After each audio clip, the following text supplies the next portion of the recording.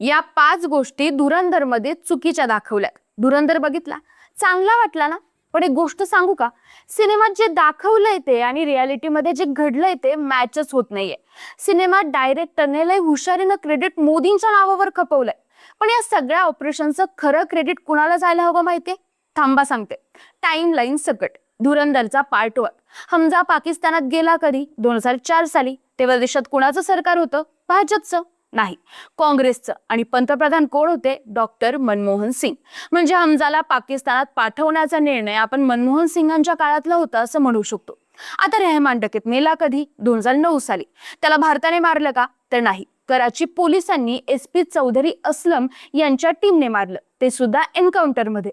आणि तेव्हा आपल्या देशात सत्ता कोणाची होती? काँग्रेसची. आणि पंतप्रधान होते मनमोहन सिंग. तिसरी घटना, अर्शद पप्पू कधी गेला? 2013 साली. भारताने संपवलं? नाही, उझैर बलोच गँगने संपवलं, ते पण भयंकर क्रूरपणे. हमजाचा या हत्येशी काडीचा सुद्धा संबंध नाही. तरीही 2013 मध्ये देशात होतं काँग्रेसचं सरकार आणि पंतप्रधान होते मनमोहन सिंग. 4 नंबर SP चौधरी असलम कधी मेला? 2014 साली, निवडणुकीच्या आधी. त्याच्या हत्येत भारताचा काही हात होता का? नाही, त्याला सुद्धा तेहरीके-तालिबान संघटनेतील त्याच्याच भाऊबंदांनी संपवलं, कार बॉम्ब स्फोटात. तेव्हाही पंतप्रधान होते मनमोहन सिंग.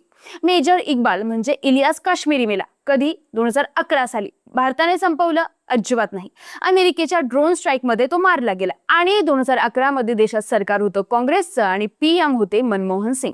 थांबा, जरा आणखी मागे जाऊया, तुमच्या डोक्याला शॉट देते. जमील जमाली पाकिस्तानात गेला तेव्हा सत्ता होती काँग्रेसची, पंतप्रधान होत्या इंदिरा गांधी. आणि ज्या रॉ संघटनेवर हा संपूर्ण सिनेमा उभा केलाय तिची स्थापना सुद्धा इंदिरा गांधींनी केली. आता धुरंधर सिनेमात दाखवले गेलेले सगळी मोठी ऑपरेशन्स हे 2004 ते 2014 दरम्यानची. हा संपूर्ण कार्यकाळ डॉक्टर मनमोहन सिंगांचा. आणि नोटबंदी झाली 2016 साली. तोपर्यंत सिनेमात दाखवलेले सगळे आतंकवादी जहन्नुम मध्ये गेले होते. तोवर मोदींचा केंद्रात उदय पण झाला नव्हता. पण क्रेडिट कुणाला? समजलंय हो? बरं, 2014 ला मोदी आल्यानंतर काय झालं?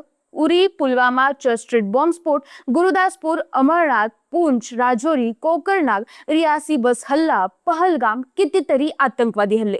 आपण बदला घेतला, जल्लोषही केला, पण या हल्ल्याचा खरा तपास कधीच देशापुढे आला नाही. मुख्य गुन्हेगार कधीच समोर आले नाहीत. सिनेमात फिक्शन म्हणून काहीही दाखवता येतं, पण त्यामुळे फॅक्ट लपत नाही. धुरंधर सिनेमाची टाइमलाईन सांगते खरे धुरंधर कोण होते. फेक प्रोपोगेंडा पसरवणाऱ्यांना आज ना उद्या जनता हिशोब मागेलच. बाकी तोवर तुम्ही तुमच्या धडावर तुमचे डोके ठेवून हा व्हिडिओ लाईक करा, आवडला तर शेअर करा आणि कमेंट व सबस्क्राईब सुद्धा करा. या फॅक्ट्स गुगलवर आहेत, खात्री करून घ्या. सिनेमात तर फक्त लाली लाल आहे.